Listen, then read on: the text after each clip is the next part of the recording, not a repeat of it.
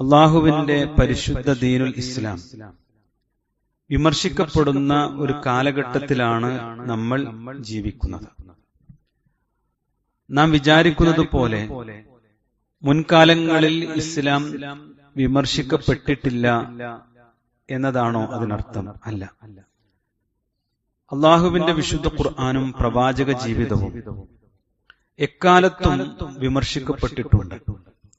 മാത്രമല്ല, എല്ലാ കക്ഷികളും ഒന്നിച്ചു ചേർന്ന് ഇസ്ലാമിനെ നാമാവശേഷമാക്കുവാൻ വേണ്ടി ഗൂഢപദ്ധതികളും പ്ലാനുകളും ഒക്കെ തയ്യാറാക്കി ഒന്നിച്ചു മുന്നോട്ടു പോയ കാലഘട്ടവും ഇതിനു മുമ്പ് ഉണ്ടായിട്ടുണ്ട്. പക്ഷേ എല്ലാം അതിജയിച്ച് അല്ലാഹു സുബ്ഹാനഹു വ തആല നമുക്ക് അവതീർണമായ വിശുദ്ധ ഖുർആനും അതിന്റെ തെളിമയാർന്ന ആദർശവും ഖിയാമത്ത് നാൾ വരെ നിലനിൽക്കുക തന്നെ ചെയ്യും. അതിന്റെ കൂടെ നമുക്ക് നിലനിൽക്കാൻ കഴിയുക എന്നതാണ് നമ്മുടെ ജീവിതത്തിന്റെ വിജയം.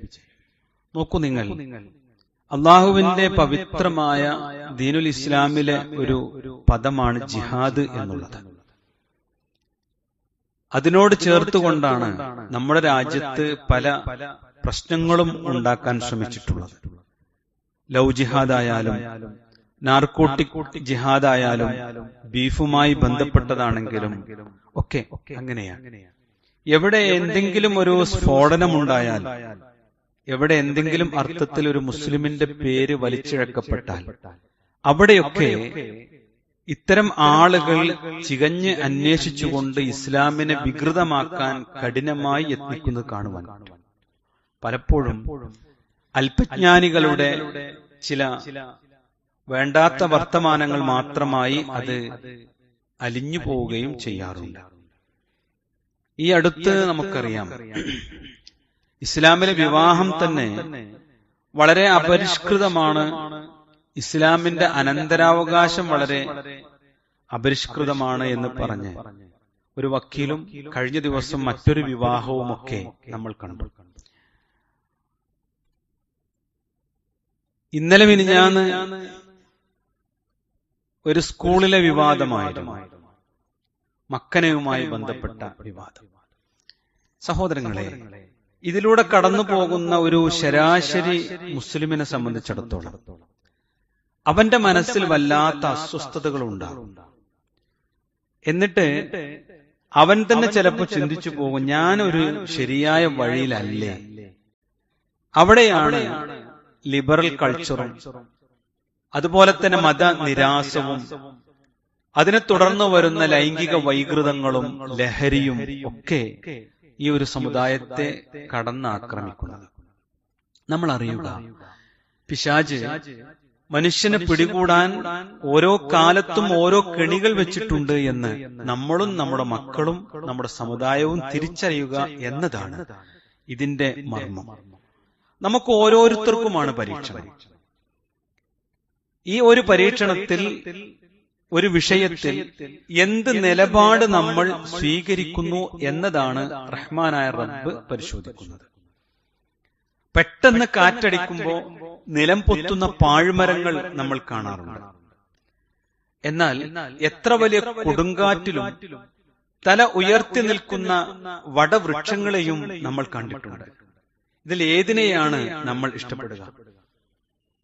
ഇതുപോലെ മനുഷ്യരുടെ കൂട്ടത്തിലും ഇങ്ങനെ ചില മനുഷ്യന്മാർ ഉണ്ട് എന്നത് നമ്മൾ അറിയണം.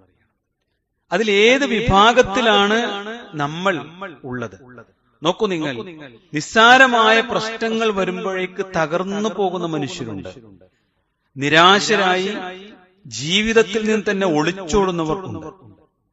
നാം അറിയുക, എന്ത് പ്രശ്നങ്ങൾക്ക് മുമ്പിലും സമചിത്തതയോടുകൂടി തല ഉയർത്തി അഭിമാനപൂർവം ഞാൻ മുസ്ലിമാണ് എന്ന് പറഞ്ഞ് ജീവിക്കുന്നവനാണ് വിശ്വാസി.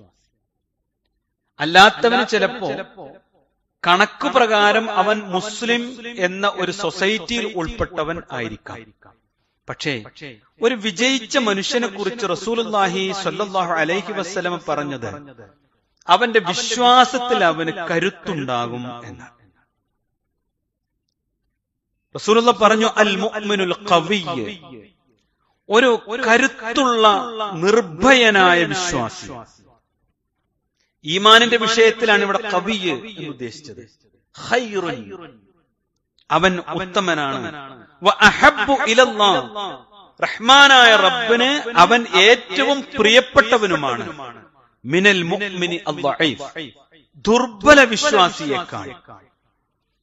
റസൂലുള്ളാഹി സ്വല്ലല്ലാഹു അലൈഹി വസല്ലമ പറഞ്ഞ ഈ കരുത്തുള്ള ഖവിയ്യായ ഒരു വിശ്വാസിയായി ജീവിക്കുക എന്നതാണ് ഇക്കാലത്തെ ഏറ്റവും വലിയ ജിഹാദ്. അള്ളാഹു അനുഗ്രഹിക്കുമാറാവട്ടെ.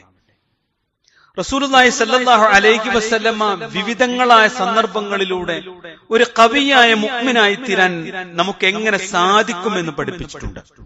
അതിലേറ്റവും പ്രധാനം തന്റെ വിശ്വാസം ദൃഢമാവുക എന്നതാണ്. ദൃഢമായ വിശ്വാസമുള്ള ഒരാളെ സംബന്ധിച്ചിടത്തോളം അയാൾക്കുണ്ടാകുന്ന രണ്ട് സ്വഭാവ സവിശേഷതകൾ അല്ലാഹു പറഞ്ഞു. ഒന്ന്, അയാൾ ഭയപ്പെടുന്നവനാവുകയില്ല എന്നാണ്. രണ്ടാമത്, അയാൾ നിരാശനാവുകയില്ല എന്നതാണ്.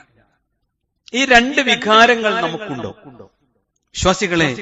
റഹ്മാനായ റബ്ബ് പറയാ, അലാ, അറിയണേ, ഇന്ന ഔലിയാ അല്ലാഹ്, അല്ലാഹു സുബ്ഹാനഹു വ തആലയുടെ മിത്രങ്ങൾ, ഔലിയാ, അല്ലാഹുവിന്റെ ഔലിയാക്കൾ, അവർ ആരെന്നറിയുമോ?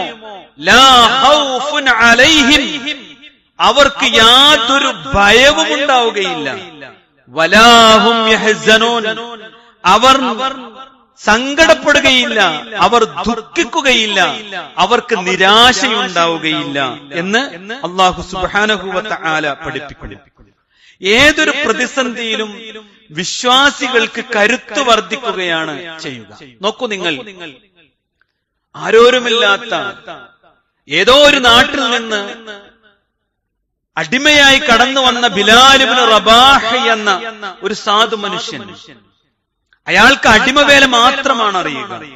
ഒരാൾക്ക് കീഴിൽ പണിയെടുത്ത് ജീവിതം അവസാനിക്കുമെന്ന് തീരുമാനിച്ച ഒരു മനുഷ്യന് റഹ്മാനായ റബ്ബ് ഹിദായത്ത് എന്ന വെള്ളി വെളിച്ചം നൽകിയപ്പോൾ അദ്ദേഹത്തിന്റെ യജമാനൻ ഈത്തപ്പന മരത്തിലേക്ക് നട്ടുച്ചക്ക് വലിച്ചിഴച്ച് കെട്ടിക്കയറ്റുമ്പോഴും ഭക്ഷണം നൽകാതെ വെള്ളം കൊടുക്കാതെ കഠിനമായി ആ മനുഷ്യനെ കൊണ്ട് പണിയെടുപ്പിച്ചപ്പോഴും ഒറ്റ നിബന്ധന മാത്രമാണ് ആ മനുഷ്യൻ വെച്ചത്: നീ വിശ്വസിച്ച വിശ്വാസത്തിൽ നിന്നും മാറണം എന്നാണ്.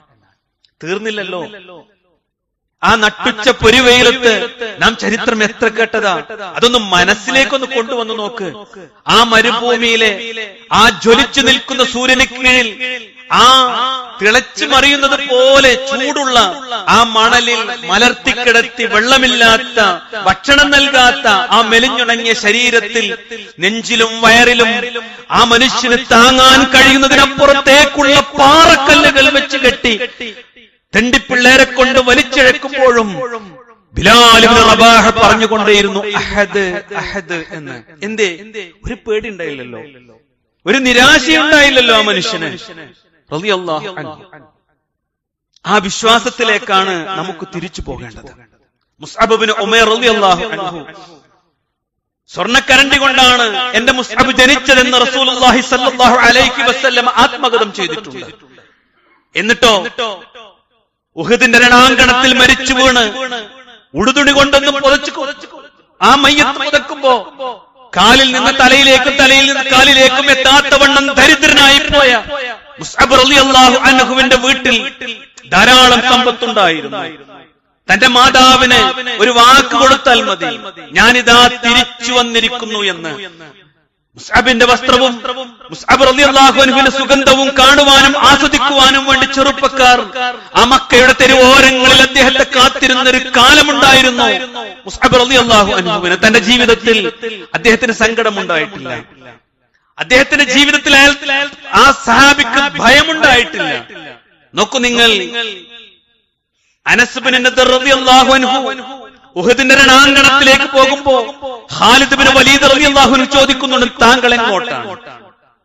ഞാനത് ഉഹദിന്റെ താഴ്വരയിൽ സ്വർഗത്തിന് സുഗന്ധം അനുഭവിക്കാൻ പോകുന്നുവെന്ന് പറഞ്ഞുകൊണ്ട് അദ്ദേഹം പോകുമ്പോ ഈ ദുനിയാവിനെ അടക്കി പിടിച്ചുകൊണ്ടല്ല ആ സഹാബി കടന്നു പോയത്. വിശ്വാസികളെ, ഈ ചരിത്രങ്ങളൊക്കെ നമുക്ക് പാഠമാകണം. എനിക്കും നിങ്ങൾക്കും പാഠമാകണം. ജീവിതത്തിന്റെ വഴിവിളക്കായി അത് മാറണം.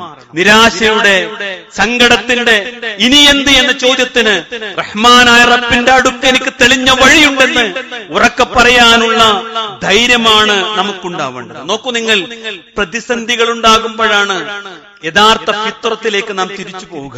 രോഗം വരുമ്പോ, കടം വരുമ്പോ, ബുദ്ധിമുട്ട് വരുമ്പോ, ഏറ്റവും അടുത്ത ആൾക്ക് ഇനി തിരിച്ചു വരാത്ത വിധം കഠിനമായ പ്രതിസന്ധിയുണ്ട് എന്നറിയുമ്പോ, നമ്മുടെ നെഞ്ചിന്റെ ഹൃദയത്തിന്റെ താളമൊന്ന് തെറ്റിപ്പോകുമ്പോ, നമ്മുടെ കൈകാലുകൾക്ക് വിറയലുകൾ അനുഭവപ്പെടുമ്പോ അറിയും നമ്മൾ എനിക്കൊരു യാത്രയുണ്ട് എന്ന്. അല്ലാഹ് അതിനാ പരീക്ഷണം വെച്ചത്. അത് ഫിത്രത്താണ്. ആ ഫിത്രത്തിലേക്ക് തിരിച്ചു പോകുമ്പോ നാം അറിയാതെ സ്വപ്നം കാണും, എനിക്ക് മരണാനന്തരം സ്വർഗം ലഭിക്കണമല്ലോ എന്നൊരു സ്വപ്നം. അതുണ്ടാകുമ്പോഴാണ് നാം ധൈര്യവാനായി മാറുക എന്നർത്ഥം. നോക്കൂ നിങ്ങൾ, മക്കയിലെ മുശ്രിക്കുകൾ പോലും പ്രതിസന്ധി ഘട്ടത്തിൽ അല്ലാഹുവിനോട് മാത്രമാണ് വിളിച്ചു പ്രാർത്ഥിച്ചത്. അതെ, ഒരു വിശ്വാസി പ്രതിസന്ധി വരുമ്പോ അവന്റെ ഏക അവലംബമായ അല്ലാഹുവിലേക്ക് തിരിച്ചു നടക്കും. പർവ്വത സമാനം ആ സമുദ്രയാത്രയിൽ തിരമാലകൾ അവരെ മൂടിക്കൊണ്ടിരുന്നാൽ റഹ്മാനായ റബ്ബിന് പൂർണ്ണമായി കീഴ്വണക്കം കാണിച്ചുകൊണ്ട് അല്ലാഹ് എന്നവർ വിളിക്കുമായിരുന്നു എന്നാണ്. എന്തേ കാരണം? ജീവിതത്തിൽ ഗതിമുട്ടിപ്പോകുന്നവൻ അവന് വിളിക്കാൻ ഏകനായ അല്ലാഹു മാത്രമാണ് ഉണ്ടാവുക. ഫലസ്തീനിലെ പിഞ്ചു പൈതങ്ങൾ അല്ലാഹുവിലേക്ക് കൈകൾ ഉയർത്തുമ്പോ അതിന് പരിഹാരമുണ്ടാകും. ലോകത്തെ മുസ്ലിമീങ്ങൾ പീഡനത്തിന് വിധേയമായി അല്ലാഹു സുബ്ഹാനഹു വ തആലയോട് കെഞ്ചിക്കേണ് പ്രാർത്ഥിക്കുമ്പോ റഹ്മാനായ റബ്ബ് അതിനൊരു പരിഹാരമുണ്ടാക്കുക തന്നെ ചെയ്യും. ആ വിളിയാണ് ഒരു മനുഷ്യന്റെ നിർഭയത്വത്തിന്റെ, ഭയരഹിതമായ ജീവിതത്തിന്റെ, നിരാശയില്ലാത്ത ജീവിതത്തിന്റെ തെളിച്ചം. നമുക്കുണ്ടോ സഹോദരങ്ങളെ? ഒരു കരുത്തുള്ള വിശ്വാസിക്ക് റഹ്മാനായ റബ്ബ് നാളെ പരലോകത്ത് വലിയ പ്രതിഫലങ്ങൾ നൽകി കാത്തിരിക്കുന്നു എന്നാണ്.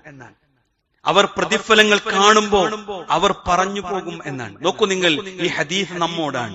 യുവദ്ദു അഹ്ലുൽ ആഫിയ, സുഖം അനുഭവിച്ചവർക്ക് അല്ലാഹു പരലോകത്ത് കൂലിങ്ങനെ കൊടുക്കും യൗമൽ ഖിയാമ, ഖിയാമത്ത് നാളിൽ. പക്ഷേ അവരൊരു കാഴ്ച കാണും. ഹീന യുഅതാ അഹ്ലുൽ ബലാ, ഈ ദുനിയാവിൽ വെച്ച് കഠിനമായ പരീക്ഷണങ്ങൾക്ക് വിധേയമായ ആളുകൾക്ക് അല്ലാഹു അസ്സവാബ്, പ്രതിഫലം ഇങ്ങനെ കൊടുക്കുന്നത് കാണുമ്പോ അവർ വിചാരിക്കും, ലൗ അന്ന ജുലൂദഹും കാനത് ഖുരിളത് ഫിദ് ദുനിയാ ബിൽ മഖാരീർ. പടച്ചോനെ, ഇത്ര വലിയ മഹത്വം പ്രതിഫലം ലഭിക്കുന്ന ലോകത്താണല്ലോ ഞങ്ങൾ പെട്ടത്. പക്ഷേ ദുനിയാവിൽ വല്ലാതെ സുഖിച്ചാണല്ലോ ഞങ്ങൾ ജീവിച്ചത്. അതുകൊണ്ട് ആ ദുനിയാവിൽ വെച്ച് കത്രികകൾ കൊണ്ട് ഞങ്ങളുടെ തൊലികളെങ്ങാനും കത്രിച്ച് കളഞ്ഞിരുന്നുവെങ്കിൽ എത്ര നന്നായിരുന്നുവെന്ന് നാളെ ഖിയാമത്ത് നാളിൽ അവർ വരുമ്പോ ആഗ്രഹിച്ചു പോകുമെന്നാണ്. ഇവിടുന്ന് ഒരു പരീക്ഷണമില്ലാതെ, ഒരു ബുദ്ധിമുട്ടില്ലാതെ സുഖമായി ജോലി ചെയ്ത്, കച്ചവടം ചെയ്ത്, കൃഷി ചെയ്ത്, നിസ്കരിക്കണമെങ്കിൽ നിസ്കരിച്ച്, എവിടെയെങ്കിലൊക്കെ തല കാണിച്ച് ഇങ്ങനെ പോയി അങ്ങനെ മരിച്ചു പോയാൽ നാളെ അള്ളാന്റെ കോടതിയിലെത്തുമ്പോ റഹ്മാനായ റബ്ബ് പരീക്ഷിച്ച ജനതക്കും പരീക്ഷിച്ച വ്യക്തികൾക്കുമൊക്കെ അള്ളാഹ് കൂലി കൊടുക്കണ കാണുമ്പോ ഒരു കത്രി കൊണ്ട് ആളുകൾ എന്റെ തൊലി ഇങ്ങനെ ദുനിയാവെന്ന് ഇങ്ങനെ കഷ്ണിച്ചെടുത്തിട്ട് തിരിച്ചു വന്നാൽ മതിയായിരുന്നു എന്നവർ ആഗ്രഹിച്ചു പോകുമെന്നാണ്. അത്രമാത്രം മഹത്തായ പ്രതിഫലമാണ് റഹ്മാനായ റബ്ബ് ഒരുക്കി വെച്ചിട്ടുള്ളത്. സഹോദരങ്ങളെ, ക്ഷമിക്കാനും സഹിക്കാനും ഉൾക്കൊള്ളാനും അള്ളാഹുവിന്റെ ദീനിന്റെ കൂടെ സഞ്ചരിക്കാനും കഴിയുക എന്നതാണ് നമ്മുടെ ജീവിതത്തിന്റെ ലക്ഷ്യം. ത്യാഗം, ക്ഷമ, സഹനം, ഇതൊക്കെ ഉൾക്കൊള്ളണമെന്ന് പറയുമ്പോ ചിലർ ചിന്തിക്കാറുള്ളത് എന്താ അറിയോ? ഇത് പറയണോന്ന് വലിയ തിരക്കടൊന്നുമില്ല, അത് നിങ്ങൾക്കാണായി കാണാൻ. ഈ ഒരു പ്രയാസവും ബുദ്ധിമുട്ടൊക്കെ നിങ്ങൾക്ക് വന്നിരുന്നെങ്കിൽ കാണാമായിരുന്നു. അനുഭവിക്കുന്നവർക്ക് അതിന്റെ ബുദ്ധിമുട്ടറിയൂ. എന്നിട്ട് എന്താ പരിപാടി? നിസ്കാരം ഉപേക്ഷിക്കുക, ദീനിയായ എല്ലാ മുആമലാത്തും ഒഴിവാക്കുക, ഖുർആൻ പഠനം നിർത്തുക, അല്ലെ? എന്നിട്ടോ ഈ പ്രശ്നവും പ്രതിസന്ധിയും പറഞ്ഞ് ഇങ്ങനെ നടക്കുക. സഹോദരങ്ങളെ, അത് നിരാശയുടെ വർത്തമാനമാണ്. അത് നാളെയുടെ പ്രതീക്ഷയില്ലാത്ത ജീവിതമാണ്. എന്നാൽ സഹോദരങ്ങളെ, നിരാശയ്ക്ക് എവിടെ ജീവിതത്തിൽ സമയം? കാരണം എന്താ അറിയോ? സമചിത്തതയുടെ പാഠങ്ങൾ പകർന്നു തന്ന പ്രവാചകന്മാർ മുഴുവൻ പ്രയാസങ്ങൾ അനുഭവിച്ചവരാണ്, കഠിനമായ പ്രതിസന്ധികൾ അനുഭവിച്ചവരാണ്. നോക്കൂ നിങ്ങൾ, റസൂലുള്ളാഹി സ്വല്ലല്ലാഹു അലൈഹി വസല്ലമയുടെ സഹാബത്ത് ചോദിച്ചു, ഖുൽതു യാ റസൂലല്ലാഹ്, അല്ലാഹുവിന്റെ റസൂലേ, അയ്യുന്നാസി അശദ്ദു ബലാഅ, മനുഷ്യന്മാരെ കൂട്ടത്തില് ഏറ്റവും കഠിനമായ പരീക്ഷണങ്ങൾ ആർക്കാണ് നേരിടുക? അല്ലെ, മുസ്ലിം ഉമ്മത്തിന് എന്തെങ്കിലും പ്രതിസന്ധി വരുമ്പോഴത്തേന് നിരാശപ്പെടുന്നവരോടെ നമ്മളെ വർത്തമാനം. അള്ളാന്റെ റസൂലിനോട് ചോദിക്കാൻ, ആർക്കാണ് റസൂലെ കഠിനമായ പരീക്ഷണം? റസൂലുള്ള പറഞ്ഞു, ഖാലൽ അൽ അംബിയാ, അള്ളാഹ് ഏറ്റവും ഇഷ്ടപ്പെടുന്ന അമ്പിയാക്കൾക്കാണ് കഠിനമായ പരീക്ഷണം. സുമ്മ സ്വാലിഹൂൻ, പിന്നെ നന്നായി ജീവിക്കുന്ന ആളുകൾക്ക്. അള്ളാന്റെ റസൂൽ പറഞ്ഞതല്ലേ, നിങ്ങൾക്ക് വിശ്വാസമല്ലേ? സുമ്മൽ അംസൽ ഫൽ അംസൽ മിനന്നാസ്, പിന്നീട് അങ്ങനെ ദറജയുള്ള ആളുകൾക്കൊക്കെ അള്ളാഹു പരീക്ഷണം കൊടുക്കുന്നതാണ്. യുബ്തല അർറജുലു അലാ ഹസ്ബി ദീനി, കേൾക്കണം കേട്ടോ. യുബ്തല, ഒരു മനുഷ്യൻ പരീക്ഷിക്കപ്പെടും, അല ഹസ്ബി ദീനിഹി, അവന്റെ ദീനിന്റെ കട്ടിക്കനുസരിച്ചാണ് പരീക്ഷിക്കപ്പെടാൻ. ഫൈദാ കാന ഫീ ദീനിഹി സ്വലാബത്തൻ സീദ ഫീ ബലാഇഹി, ഒരാൾക്ക് ദീനിൽ നല്ല ഉറച്ചു നിൽക്കുന്ന മനസ്സുണ്ടോ, സീദ ഫീ ബലാഇഹി, അവൻ അല്ലാഹു കഠിനമായി പരീക്ഷിക്കും. സുഖമായിട്ട് പോണുണ്ടെങ്കിൽ പേടിച്ചോളി. ഞാൻ നിങ്ങളൊക്കെ ഈമാനിൽ കുറച്ച് കുറവുള്ള ആൾക്കാരാണ്, അല്ലെ? AC ഓണാക്കി രാത്രി കടന്ന് രാവിലെ എണീക്കുമ്പോൾ ഒരു കേടുമില്ല, ഒരു പ്രശ്നമല്ല. ശമ്പളത്തിനൊരു മുടക്കമല്ല, കച്ചവടത്തിൽ ലാഭത്തിനൊരു കുറവില്ല, അല്ലെ? 50ആയി 55ആയി ഒന്നും വന്നിട്ടില്ല. പേടിക്കണം. അള്ളാഹുവിന്റെ റസൂൽ പറഞ്ഞു, ഒരാൾക്ക് ദീനിൽ ചാഞ്ചാട്ടുണ്ടെന്ന് വിചാരിക്കുക, അതുണ്ടോ? ഇല്ലേ? ഉണ്ടാകൂലേ? പരലോകം ഉണ്ടാകോ? വിചാരണ ഉണ്ടോ? നിസ്കരിക്കണോ? നിസ്കരിക്കണ്ടേ? റവാത്തിബ് വേണോ? ഖുർആൻ പഠനം വേണം? ഇതിലൊക്കെ ഇങ്ങനെ ഒരു ഇളക്കം ഇടക്കിടക്കുണ്ടെങ്കിൽ പേടിച്ചോളെ, അവന് ദുനിയാവിൽ വലിയ പ്രശ്നമൊന്നും ഉണ്ടാവില്ല. ഇതാരെ പറഞ്ഞത് സഹോദരങ്ങളെ? അള്ളാഹ്. ഈ പറഞ്ഞ രണ്ടാമത്തെ ഗണത്തിലാണ് നമ്മൾ പെടുക.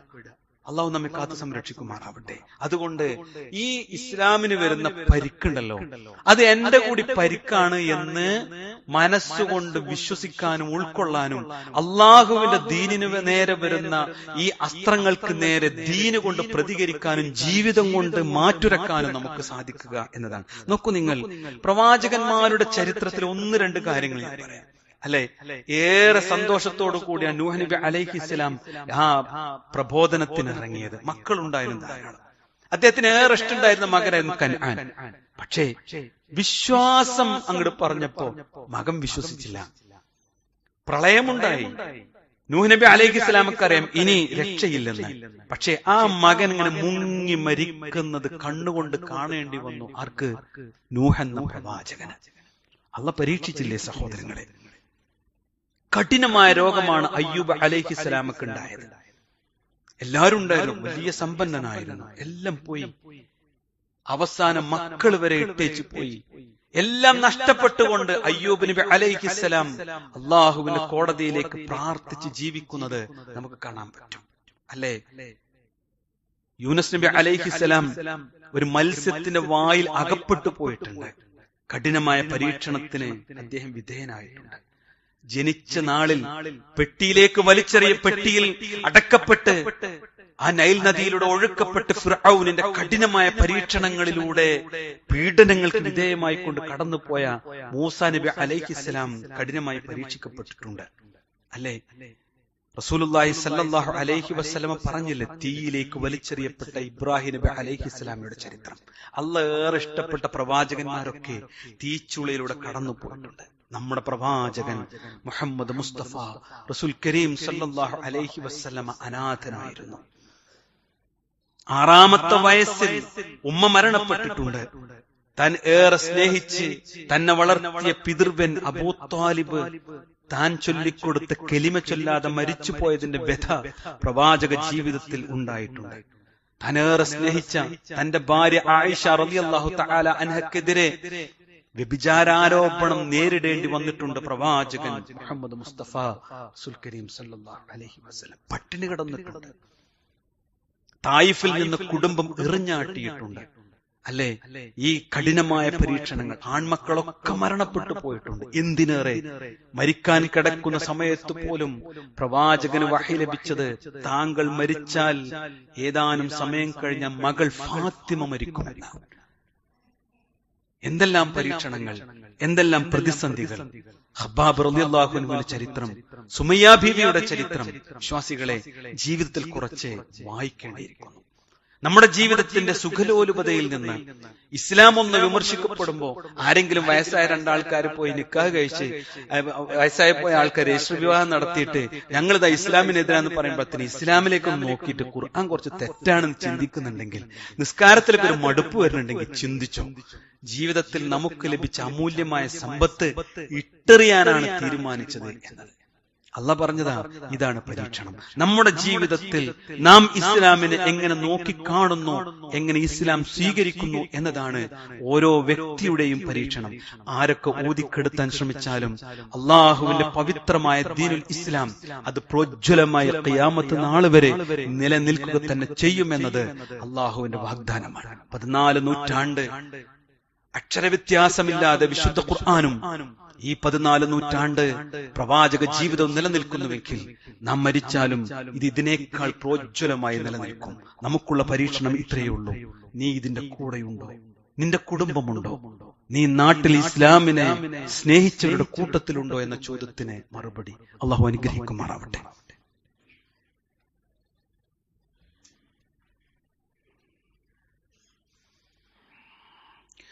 ഇന്നൽ ഹംദുലില്ലാഹ് വസ്സലാത്തു വസ്സലാമു അലാ റസൂലില്ലാഹ് വഅലാ ആലിഹി വസഹ്ബിഹി അജ്മഈൻ, അമ്മാ ബഅദ്.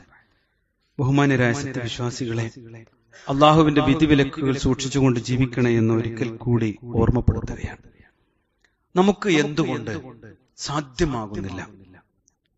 പ്രവാചകൻ ജീവിച്ചതുപോലെ, അനുചരന്മാർ ജീവിച്ചതുപോലെ ഒരു ശ്രമം നടത്താൻ എന്തുകൊണ്ടാണ് നമുക്ക് സാധ്യമാകാതെ പോകുന്നത്? ഒരു വിമർശനാത്മകമായി നമ്മളോട് ചോദിച്ചാൽ ഖുർആൻ അതിന് ചില തെളിവുകൾ പറയുന്നുണ്ട്. ഒന്ന്, ഉപരിവിപ്ലവമായി പുറന്തോട്ടിൽ നിന്നുകൊണ്ട് മാത്രം ഇസ്ലാമിനെ നോക്കിക്കാണുന്നു എന്നതാണ്. ഒരു മുസ്ലിമായി ജനിച്ചു, ഞാനൊരു മുസ്ലിം സൊസൈറ്റിയിലെ അംഗമായി എന്നത് മാത്രമാണ് ഈ ഒരു നന്മയാർന്ന വിശ്വാസത്തെ സ്വീകരിക്കാൻ നമുക്കുണ്ടായ ഏക മാർഗം. നോക്കൂ നിങ്ങൾ, ഇത്തരം ഖൗമിനെ കുറിച്ച് റഹ്മാനായ റബ്ബ് പറഞ്ഞു, ഖാലത്തിൽ അഅറാബു ആമന്ന. അഅറാബികളുടെ കൂട്ടത്തിൽ നിന്ന് കുറെ ആളുകൾ വന്നിട്ട് പറഞ്ഞു, ആമന്ന, ഞങ്ങൾ യഥാർത്ഥ വിശ്വാസികളായിരിക്കുന്നു എന്നവർ നാവ് കൊണ്ട് പറഞ്ഞു. അപ്പൊ അള്ളാഹു വഹി ഇറക്കി, ഖുൽ, നബിയെ പറയുക, ലം തുഅ്മിനു, നിങ്ങൾ യഥാർത്ഥ വിശ്വാസികളായിട്ടില്ല, നിങ്ങളുടെ മനസ്സുകളിലേക്ക് ഈമാൻ ഇറങ്ങി ചെന്നിട്ടില്ല. വലാകിൻ ഖൂലു അസ്ലംന, ഞങ്ങൾ മുസ്ലിമീങ്ങളായി എന്ന് നിങ്ങൾ പറഞ്ഞോളൂ. മുസ്ലിമാണെന്ന് പറഞ്ഞോളൂ, മുഅ്മിനാണ് എന്ന് പറയണ്ട. വിശ്വാസികളെ, ഈ ആയത്തൊന്ന് വീട്ടിൽ പോയി പഠിച്ചുകൊണ്ട് നമ്മളെ കുറിച്ച വലമ്മാ യദ്ഖുലുൽ ഈമാനു ഫീ ഖുലൂബിക്കും, നിങ്ങളുടെ ഹൃദയങ്ങളിലേക്ക് ഈമാൻ അണ്ട് ഇറങ്ങി പ്രവേശിച്ചിട്ടില്ല എന്ന് റഹ്മാനായ റബ്ബ് നബിയുടെ അടുത്ത് വന്ന് ഞങ്ങൾ മുഅ്മിനായി എന്ന് പറഞ്ഞൊരു ഖൗമിനോട് അല്ലാഹു സുബ്ഹാനഹു വ തആല പറഞ്ഞതാ. സൂറത്ത് ഹുജറാത്തിലെ 14-ാമത്തെ ആയത്ത്. ഇത് ഖിയാമത്ത് നാൾ വരെയുള്ള മനുഷ്യരോടുള്ള വർത്തമാനം. നമുക്കൊരു പരിഹാരം വേണ്ട സഹോദരങ്ങളെ. മുസ്ലിമിൽ നിന്ന് മുഅ്മിനിലേക്കുള്ള ഒരു സുന്ദരമായ യാത്ര. അതിനാദ്യം നമുക്കുണ്ടാവേണ്ടത് ഞാൻ ഇസ്ലാം പഠിച്ചു എന്ന ധാരണ തിരുത്തുക എന്നുള്ളതാണ്. യഥാർത്ഥത്തിൽ നമ്മൾ എന്താ പഠിച്ചത്? മദ്രസനെ ശരിക്കും പൂർത്തിയാക്കാത്ത നമ്മളാണ് ദീന് പഠിച്ചു എന്ന് പറഞ്ഞ് നടക്കണേ. ശരിക്കും മനസ്സിരുത്തി ഒരു ഖുർആൻ ക്ലാസ്സിനോ എന്തിനേറെ വെള്ളിയാഴ്ച ജുമുഅക്ക് പോലും സമയത്തെത്താൻ നമുക്ക് പറ്റുന്നില്ല. എന്നിട്ട് നമ്മളാണ് യഥാർത്ഥത്തിൽ നാളെ പരലോകത്ത് ജന്നാത്തുൽ ഫിർദൗസ് സ്വപ്നം കണ്ട് നടക്കുന്നത് എന്നത് നമ്മൾ അറിയണം. ഇംഗ്ലീഷിലും അറബിയിലും മലയാളത്തിലുമൊക്കെ അള്ളാന്റെ വിശുദ്ധ ഖുർആന് 114 അധ്യായങ്ങൾക്ക് പരിഭാഷ ഉണ്ട്. ഈ ഭാഷകളൊക്കെ വായിക്കാൻ അറിയാം, അതിൽ ചിന്തിക്കാൻ അറിയാം, അതിൽ മനനം ചെയ്യാൻ അറിയാം. നമുക്കൊക്കെ അത്ര വിദ്യാഭ്യാസം നമുക്കുണ്ട്. പക്ഷേ ജീവിതത്തിൽ എപ്പോഴെങ്കിലും അതൊന്ന് പൂർത്തിയാക്കി വായിക്കാൻ കുറ്റപ്പെടുത്തന്നെ നമുക്ക് സാധിച്ചിട്ടുണ്ട്. എന്നിട്ട് നമ്മൾ പറയാം, മരിച്ച എനിക്ക് സ്വർഗം വേണം. നോക്കൂ നിങ്ങൾ, ഇബ്നു മസ്ഊദ് റളിയല്ലാഹു അൻഹു പറഞ്ഞു, അഗ്ദു ആലിമ, നിനക്ക് സാധിക്കുമെങ്കിൽ നീ ഒരു ആലിമാണ്. ദീന് പഠിച്ച് നല്ല വിവരമുള്ള ആളാകണം എന്നതിനർത്ഥം. പ്രസംഗിച്ച് നടക്കണമെന്നല്ല, ആലിമാകാന്ന് പറഞ്ഞെന്തരും ദീനിനെ കുറിച്ച് വിവരമുള്ള ഒരു മനുഷ്യനാകാൻ. സ്വാഭാവികമായിട്ട് വിവരം ഉണ്ടെങ്കിൽ അത് പറയാൻ കഴിയും. മക്കളെ പഠിപ്പിക്കും, എന്തെങ്കിലും നമ്മൾ ചെയ്യുന്നുണ്ടോ?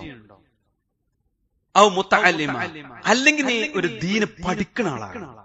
എത്ര പ്രായമായാലും ദീന് പഠിക്കുന്ന ഒരു മനുഷ്യനായി നീ മാറണം. അല്ല ഔ മുസ്തമിഅ, അല്ലെങ്കിൽ ശരിക്ക് കേൾക്ക്, അള്ളാന്റെ ദീൻ ഇങ്ങനെ കേൾക്ക്. അതെങ്കിലും ആണോ? വലത്തക്കുൻ, നീ ആകരുത് അറാബ്, നാലാമതൊരാള് നീ ആകരുത്. ഇത് മൂന്നിൽ ഏതെങ്കിലും ഒന്നുമില്ല. നീ ഒരു ആലിമാകണം, അല്ലെങ്കിൽ നീ പഠിക്കുന്ന ആളാകണം, അല്ലെങ്കിൽ നന്നായി ദീന് കേൾക്കുന്ന ആളാകണം. നാലാമത്തെ ആളാണ് നീ എങ്കിൽ, ഇതൊന്നും അല്ലാത്ത ആളാണെങ്കിൽ ഫത്തുഹ്ലിക്, നീ നശിച്ചു, നിനക്ക് രക്ഷ ഉണ്ടാവില്ല. അപ്പോഴും നമ്മൾ പറയും സമയല്ല, നേരല്ല, തിരക്കാണ്, ആരപ്പം ഇങ്ങനെയൊക്കെ പഠിക്കണോലെ എന്ന് ചിന്തിക്കും അല്ലെ. ചിലപ്പോ പറയും റേഞ്ചില്ല, ഇങ്ങനെയൊക്കെ പറഞ്ഞ് ഇങ്ങനെ പോകും. എന്നാ കേട്ടോ, വിശുദ്ധ ഖുർആൻ പറഞ്ഞു, എടോ എവിടെ വെച്ച് എന്റെ റൂഹ് പോകുന്ന എനിക്ക് അറിയില്ല കേട്ടോ. പിന്നെ ആരുമില്ല, പിന്നെ ഒറ്റക്ക. ഇവിടെ എന്തിനൊക്കെ തിരക്കൂട്ടിന്നോ ഓലൊക്കെ നമ്മളെ ഉപേക്ഷിക്കും. ഖുൽ ഇന്നൽ മൗതല്ലദീ തഫിറൂന മിൻഹു ഫഇന്നഹു മുലാഖിക. നീ ഇങ്ങനെ തിരക്കൂട്ടി ആ ഒഴിവാക്കിന്നില്ലേ, ഓടി രക്ഷപ്പെട്ടിരുന്നില്ലേ, ആ മരണം നിന്റെ അടുത്തേക്ക് വരരുതെന്ന് നീ ആഗ്രഹിച്ചില്ലേ? പേടിക്കണ്ട, മുലാഖിക്കും, ആ മരണം നീയും കണ്ടുമുട്ടുക തന്നെ ചെയ്യും. ഒരു പേടിയും വേണ്ട, രക്ഷപ്പെടാൻ പറ്റില്ല. പിന്നെന്താ സംഭവിക്കുക? സുമ്മ തുറദ്ദൂന ഇലാ ആലിമിൽ ഗൈബി വശഹാദ, രഹസ്യവും പരസ്യവും എല്ലാം ഗൈബും ഷഹാദത്തും അറിയുന്ന റഹ്മാനായ റബ്ബിന്റെ അടുത്തേക്ക് നീ മടങ്ങി വരും. ഫയുനബ്ബിഉകും ബിമാ കുൻതും തഅമലൂൻ, എന്താണോ ചെയ്തത് അത് നീ കാണും. അതിന്റെ അനന്തരാവകാശം നിനക്ക് കിട്ടും. ഒന്നുകിൽ നരകം അല്ലെങ്കിൽ സ്വർഗം. ഇവിടെ എത്തിപ്പെടല്ലാതെ ഒരു നിർവാഹമില്ല. പിന്നെ എന്തിനാ സഹോദരങ്ങളെ ഈ ഒരു നേരായ വഴി അള്ളാഹു വരച്ച് കാണിച്ചത്? വായിക്കാനും കേൾക്കാനും അറിയാനും അനുഭവിക്കാനും ജീവിതത്തിൽ പകർത്താനും അവസരം കിട്ടിയിട്ട് തട്ടി മാറ്റി നരകത്തിലേക്ക് പോകുന്നത് എന്ന ചോദ്യമാണ് നമ്മെ വേദനിപ്പിക്കേണ്ടത്. നമ്മുടെ കൂട്ടത്തിൽ ആരും മോശക്കാരില്ല, നല്ല ദീനുള്ള ആളുകളാണ്. ഒന്നുകൂടി മനസ്സറിഞ്ഞ് ചിന്തിച്ചാൽ അള്ളാന്റെ ഖുർആൻ പഠിക്കാനും പ്രവാചക ജീവിതം മനസ്സിലാക്കാനും ഇനിയും സമയവും അധ്വാനവും വേണമെന്ന് തിരിച്ചറിയും. അവിടെ നിരാശയില്ലാതെ ഭയമില്ലാതെ മുസ്ലിമായി, മുഅ്മിനായി, മുഖ്ലിസായി, അള്ളാഹുവിനെ ഭയപ്പെട്ട് ജീവിക്കുന്ന മുത്തഖിയായി നാളെ അള്ളാഹുവിന്റെ കോടതിയിലേക്ക് നടന്നെടുക്കാൻ നമുക്ക് സാധിക്കും. അവിടെ സ്വർഗമുണ്ട്. ഷിർക്കില്ലാത്തവർക്ക്, ബിദ്അത്തില്ലാത്തവർക്ക്, പ്രവാചകനെ ശരിക്കു വിശ്വസിച്ചവർക്ക്, ഖുർആനിൽ യഥാവിധി ഉൾക്കൊണ്ടവർക്ക് സ്വർഗമുണ്ട്. അല്ല, ജന്നാത്തുൽ ഫിർദൗസ് ഉണ്ട്. അതാണ് നമ്മുടെ ലക്ഷ്യം. ആ വഴിയിലേക്കുള്ള യാത്രയിൽ ലഭിച്ചിട്ടുള്ള ഈ അല്പസമയത്തെ പ്രയോജനപ്പെടുത്താൻ റഹ്മാനായ റബ്ബ് നമുക്ക് തൗഫീഖ് നൽകുമാറാവട്ടെ. അള്ളാഹുവിന്റെ ദീനിനെ സ്നേഹിക്കാനും ഉൾക്കൊള്ളാനും അറിയാനും പഠിക്കാനുമുള്ള തൗഫീഖ് റഹ്മാനായ റബ്ബ് നമുക്ക് നൽകി അനുഗ്രഹിക്കുമാറാവട്ടെ. നമ്മുടെ ജീവിതത്തിൽ കഴിഞ്ഞു പോയ ഓരോ അധ്യായങ്ങളും അള്ളാഹുവിനോട് ഇസ്തിഗ്ഫാറിനെ ചോദിച്ച്, നന്മകൾക്ക് സവാബിനെ ചോദിച്ച് മുന്നോട്ട് പോകാൻ അള്ളാഹു തൗഫീഖ് നൽകുമാറാവട്ടെ. അവസാന വാക്ക് ലാ ഇലാഹ ഇല്ലല്ലാഹ് എന്നുച്ചരിച്ച് മരിക്കാനുള്ള തൗഫീഖ് റഹ്മാനായ റബ്ബ് നമുക്ക് എല്ലാവർക്കും നൽകി അനുഗ്രഹിക്കുമാറാവട്ടെ. രോഗങ്ങൾ കൊണ്ട് പ്രയാസപ്പെടുന്ന സഹോദരങ്ങൾ, അതുപോലെ തന്നെ ബുദ്ധിമുട്ടുന്ന പല നിലക്കുള്ള ബുദ്ധിമുട്ടുകൾ, സാമ്പത്തികം, ശാരീരികം, മാനസികം എല്ലാം റഹ്മാനായ റബ്ബ് അവർക്കെല്ലാവർക്കും വിടുതൽ നൽകി സൗഭാഗ്യം നൽകി അനുഗ്രഹിക്കുമാറാവട്ടെ. മഗ്ഫിറത്ത് നൽകുമാറാവട്ടെ. മരണപ്പെട്ടുപോയ നമ്മുടെ മാതാപിതാക്കൾ, ബന്ധുജനങ്ങൾ എല്ലാവർക്കും അല്ലാഹു മഗ്ഫിറത്തും മർഹമത്തും ജന്നത്തും നൽകി അനുഗ്രഹിക്കുമാറാവട്ടെ. അല്ലാഹുമ്മ ഗഫിർ ലിൽ മുഅ്മിനീന വൽ മുഅ്മിനാത്ത് വൽ മുസ്ലിമീന വൽ മുസ്ലിമാത്ത് വൽ അഹ്യാഇ മിൻഹും വൽ അംവാത് ഇന്നക മുജീബുദ് ദഅവാതി യാ ഖാദിൽ ഹജാത്ത്. അല്ലാഹുമ്മ അജ്ർനാ മിനൻ നാർ, اللهم أجرنا من النار، اللهم أجرنا من النار. ربنا آتنا في الدنيا حسنة وفي الآخرة حسنة وقنا عذاب النار. آمين آمين برحمتك يا أرحم الراحمين.